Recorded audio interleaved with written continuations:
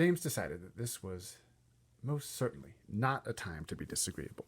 So he crossed the room to sit where the centipede was sitting and knelt down beside him. Thank you so much, the centipede said. You are very kind. You have a lot of boots, James murmured. I have a lot of legs, the centipede answered proudly, and a lot of feet. 100 to be exact. There he goes again, the earthworm cried, speaking for the first time. He simply cannot stop telling lies about his legs. He doesn't have anything like 100 of them. He's only got 42. The trouble is that most people don't bother to count them. They just take his word. And anyway, there is nothing marvelous, centipede, about having a lot of legs. Poor fellow, the centipede said, whispering into James' ear. He's blind. He can't see how splendid I look. In my opinion, the earthworm said, the really marvelous thing is to have no legs at all and to be able to walk just the same. You call that walking? Cried the centipede. You're a slitherer, that's what you are. You just slither along. I glide, said the earthworm primly. You are a slimy beast, answered the centipede. I am not a slimy beast, the earthworm said. I am a useful and much-loved creature. Ask any gardener you like. And as for you, I am a pest, the centipede announced, grinning broadly and looking around the room for approval. He is so proud of that, the ladybird said, smiling at James, though for the life of me I cannot understand why. I am the only pest in the room, cried the centipede, still grinning away, unless you count old green grasshopper over there, but he is long past it now. He is too old to be a pest anymore. The old green grasshopper turned his huge black eyes upon the centipede and gave him a withering look. Young fellow, he said, speaking in a deep, scornful voice, I have never been a pest in my life. I am a musician. Hear, hear, said the ladybird. James, the centipede said. Your name is James, isn't it? Yes. Well, James, have you ever in your life seen such a marvelous, colossal centipede as me? I certainly haven't, James answered. How on earth did you get to be like this? Very peculiar, the centipede said. Very, very peculiar indeed. Let me tell you what happened. I was messing about in the garden under the old peach tree, and suddenly a funny little green thing came wiggling past my nose. Bright green it was, and extraordinarily beautiful. And it looks like some kind of tiny stone or crystal. Oh, but I know what that was. It happened to me too, said the ladybird. And me, Miss Spider said. Suddenly, there were little green things everywhere. The soil was full of them. I actually swallowed one, the earthworm declared proudly. So did I, the ladybird said. I swallowed 3, the centipede cried. But who's telling this story anyway? Don't interrupt. It's too late to tell stories now, the old green grasshopper announced. It's time to go to sleep. I refuse to sleep in my boots, the centipede cried. How many more are there to come off, James? I think I've done about 20 so far, James told him.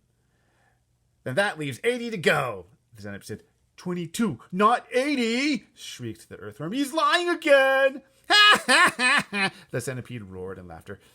Stop pulling the earthworm's leg, the ladybird said.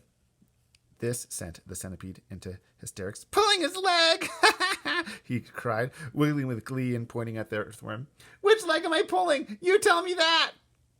James decided that he rather liked the centipede. He was obviously a rascal, but what a change it was to hear someone laughing once in a while. He had never heard Aunt Sponge or Aunt Spiker laughing aloud in all the time he had been with them. We really must get some sleep, the old green grasshopper said. We've got a tough day ahead of us tomorrow. So, would you be kind enough, Miss Spider, to make the beds? 13. A few minutes later, Miss Spider had made the first bed. It was hanging from the ceiling, suspended by a rope of thread at either end, so that it looked more like a hammock than a bed. But it was a magnificent affair, and the stuff that it was made of shimmered like silk in the pale light. I do hope you'll find it comfortable, Miss Spider said to the old green grasshopper. I made it as soft and silky as I possibly could. I spun it with gossamer. That's a much better quality thread than the one I use for my webs. Thank you so much, my dear lady, the old green grasshopper said, climbing into the hammock. Ah, this is just what I needed. Good night, everybody. Good night. Then Miss Spider spun the next hammock, and the ladybird got in. After that, she spun a long one for the centipede and an even longer one for the earthworm. And how do you like your bed? She said to James when it came to his turn. Hard or soft? I like it soft, thank you very much, James answered.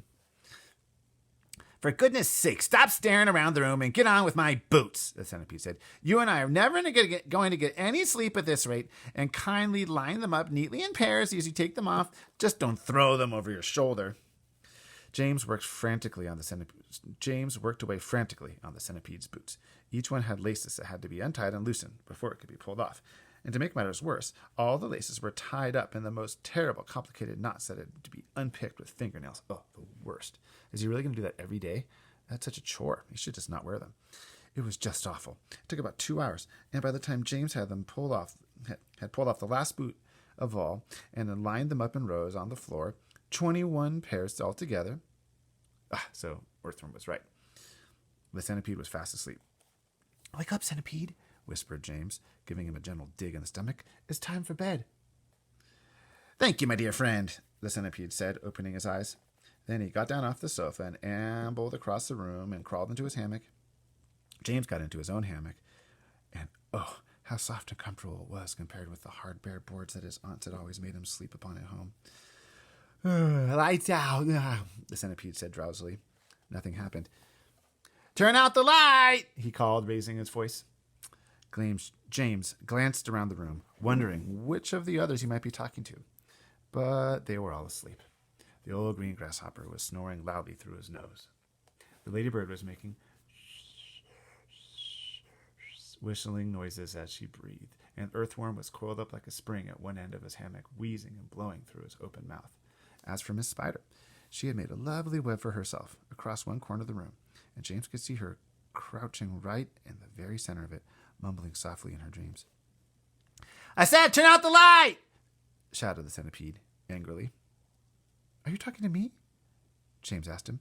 Of course I am not talking to you, you ass! Oh my gosh, what language? The centipede answered. That crazy glowworm has gone to sleep with her light on. For the first time since entering the room, James glanced up at the ceiling, and there he saw a most extraordinary sight, something that looked like a gigantic fly without wings, and it was at least 3 feet long, was standing upside down upon its 6 legs in the middle of the ceiling, and the tail end of this creature seemed to be literally on fire. A brilliant greenish light, as bright as the brightest electric bulb, was shining out of its tail and lighting up the whole room. Is that a glowworm? Asked James, staring at the light. It doesn't look like a worm of any sort to me. Of course it's a glowworm, the centipede answered. At least that's what she calls herself, although actually you're quite right. She isn't really a worm at all. Glowworms are never worms. They're simply lady fireflies without wings. Wake up, you lazy beast! But the glowworm didn't stir, so the centipede reached out of his hammock and picked up one of his boots from the floor.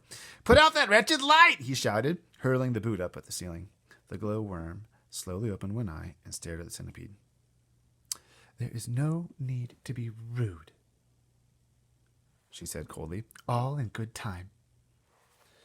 Come on, come on, come on, shouted the centipede, or I'll put it out for you. Oh, hello, James, the glowworm said, looking down and giving James a little wave and smile. I didn't see you come in. Welcome, my dear boy, welcome, and good night. Then click, and out went the light. James Henry Trotter, laying there in the darkness with his eyes wide open, listening to the strange sleeping noises that the creatures were all making around him, and wondering what on earth was going to happen to him in the morning. Already he was beginning to like his new friends very much. They were not nearly as terrible as they looked. In fact, they really weren't terrible at all. They seemed extremely kind and helpful in spite of all the shouting and arguing that went on between them. Good night, old green grasshopper, he whispered. Good night, ladybird. Good night, Miss Spider. But before he could go through them all, he had fallen fast asleep.